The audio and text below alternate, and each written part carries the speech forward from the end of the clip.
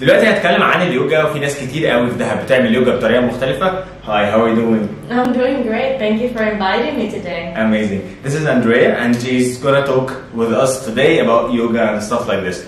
So let's get started. First of all, when did you come to Dahab? I came to Dahab on February a few months ago. Okay. So how do you find Dahab and how do you find the life over here? Well, I absolutely love it. I think it's very welcoming, very authentic, and very fun. And what do you think about people over here and the atmosphere and everything? I think people are very real. People are happy, jolly, they want to meet each other, they want to go out together. I like it a lot. Let's start with yoga. First of all, why did you learn yoga at first? I was just called to it. It seemed very interesting, very peaceful, and at the same time challenging. And I was looking for exactly that. So I started learning online, actually, from YouTube videos. How do you feel while you're just practicing yoga first? So I really felt union with myself, right? Because sometimes you're distracted and overthinking and maybe a little stressed with everything that's going on, especially this last year in the world. So it's been really helpful to help me keep calm. And every time I show up to my mat, to my yoga practice, I really feel that union. Same thing when I do yoga with other people. I feel like we are all in the same page. And it's very empowering. Amazing. What do you think the most important thing about yoga that make a lot of people right now in the whole world just doing this many times? I think the best thing is that it feels good and that it's very unique to every person. You have other certain sports in which everyone's supposed to do the same angle, the same thing, the same strength, but yoga is really about your own rhythm, your own pace, your own body, and it's very, very unique to each person, so it's very inclusive, and that's really what I think that makes yoga feel good. Let's talk about the spirit that we get from yoga. So how was your spirit before starting yoga, and how is it right now after doing yoga and after practicing yoga for a long time? Wonderful. So before yoga I was doing a lot of college, school work, and it was actually quite stressful, so I felt like I was disconnected in the spiritual sense, right? And throughout yoga I feel more connected than ever to my deepest inner workings and my spirit. Which type of people exactly that you advise them to to practice a lot of yoga because they need some inner peace and stuff like this? So I think that yoga is perfect for anyone at any moment. You don't have to be a certain way or in a certain state to try yoga. But I could say when you feel the worst, it's still a great time to do yoga. Maybe it's the time that you feel like you want to do it the less, but it might be the time that it helps you the most. Okay. So you prefer yoga and this is your favorite sport ever, or we are doing different types of sports with yoga as well? So right now I'm focusing on yoga, but for many years I did rock climbing, and I love it. So I want to check that out again, and maybe I'll try out some kite surfing here in Dahab. Let's see how it goes. So I'm open to other sports. Will be amazing. I know. Yeah, it will be amazing. Amazing. Have you tried yoga before? Actually, I didn't. Actually, I did. I tried yoga before, but not for a long time, for a very short time. But I really enjoyed it. But I feel that I need someone to push me to try yoga. A yoga buddy. So I really feel this, but I have to get back to this again. So let's talk about any person who feel that yoga stuff like it's not permanent thing. It's a thing that not stay for a very long time, and they feel that once I'm gonna do yoga, I will be peace inside and everything will be okay. Then I'm gonna get back to life, and then I'm gonna get back to the normal routine and stuff like this. Great question. So what is your advice for these people? So I actually stumbled upon that when I started yoga. It's like you feel this peace, right, during your practice, and then you go back to the real world and you're like stressed again. So that's how I learned that yoga is not just a practice that you do at sunset on a rooftop with friends. Okay. It's actually something you bring with you, and it's a lifestyle. So the mindset that you have on the mat, that you said, I'm gonna feel good, I'm gonna treat myself good, I'm gonna take it easy and slow, gentle.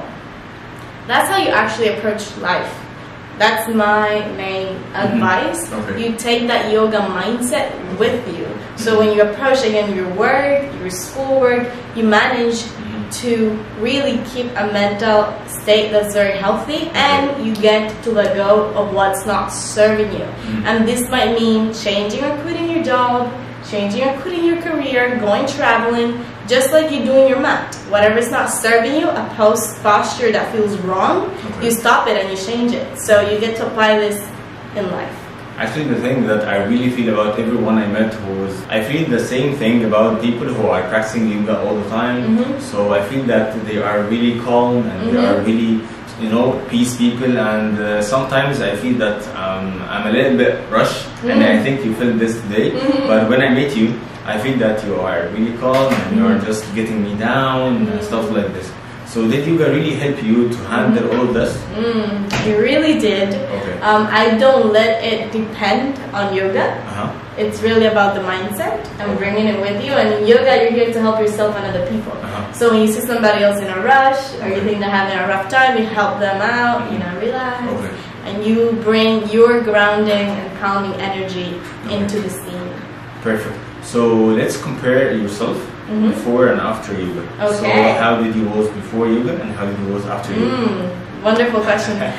So before yoga, it was more of allowing stress, tension, and external factors to affect my mood and my emotions. So I was really externalizing things like, you know. After yoga, I really understand that that's really within, and that my inner peace is in this protected light. Amazing. And all this so external you can keep it everywhere. Well, regardless what's happening, regardless what's going on, you just keep your. I mean, I'm still like sometimes, of course, like it's a little shook. You know, I feel like it's being shaken. You are human at the end of the day. Exactly, but I like to see being human as a strength, because a lot of times we're like, oh, I can't make a mistake because I'm human. We see it as a weakness. But to me, it's like because I'm human, I'm able to understand, be compassionate, be loving, and try again. Yes. You know, and approach this person again and try to be gentle always and compassionate with everyone. Amazing. So if you have any other words or any other advices for each and everyone who didn't try yoga before? I do. Yeah, so go ahead. Okay, I do, and you can try this too. There's so many types of yoga. There's yin yoga, there's ashtanga yoga, there's iyengar, there's so many. So sometimes people try to start with like hatha yoga or a strong powering class, which ends up being a lot because it's a lot of postures, a lot of wording, a lot of cues, and people are just overwhelmed. So I really suggest starting with a t-shirt that gives you a lot of attention in a beginner's class. And that really can welcome you into the yoga world without feeling pressure or without feeling overwhelmed. So really try to start in a way that allows you to enjoy it. The point is that you enjoy it. You mean we have to get a t-shirt, a special t-shirt for yoga? Not at all. Like you can try, you can put a video and try from home in your pajamas. Like you can just be very just to make it a bit funny and just to make it enjoy. Yeah, just remember it. Exactly, memorable. Make it an experience.